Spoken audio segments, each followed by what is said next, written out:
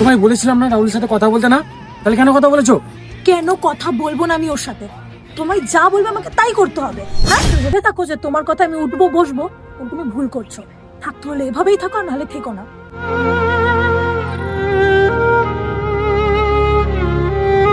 কি রে, তুই এত আপসেট হয়ে যাচ্ছিস কেন?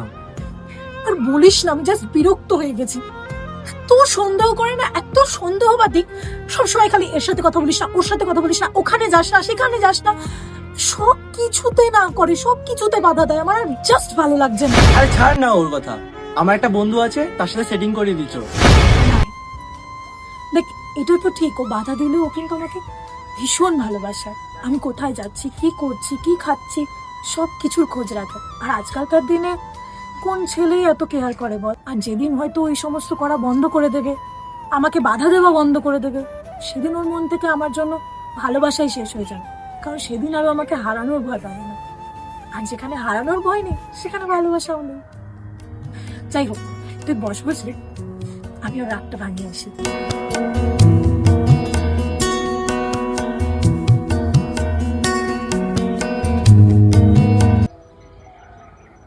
সরি। ঠিক আছে যাও তো, আজকের পর থেকে তোমাকে কোনদিন সন্দেহ করবো না, আর কোনো বিষয়ে কিছু আটকাবো না। তুমি তোমার মতন চলতে পারো। এই, তুমি আমাকে বাধা দেবে না তো কে বাধা দেবে? আর তার থেকে বড় করে, তুমি যদি আমাকে বকাঝকা নাই দাও, তাহলে পরে তো আমাকে কেউ ভালোবাসার মতন, খেয়াল রাখার মতন থাকতেই না। ঠিক বড় কথা, ক্ষমা করে দিলে, এত অপরকে বুঝলে, ভালোবাসা কিন্তু পারে। আর বলছি তো সরি, আর হবে না এরকম। আর কোনদিন করবে না এরকম। कि थोड़ा थोड़ा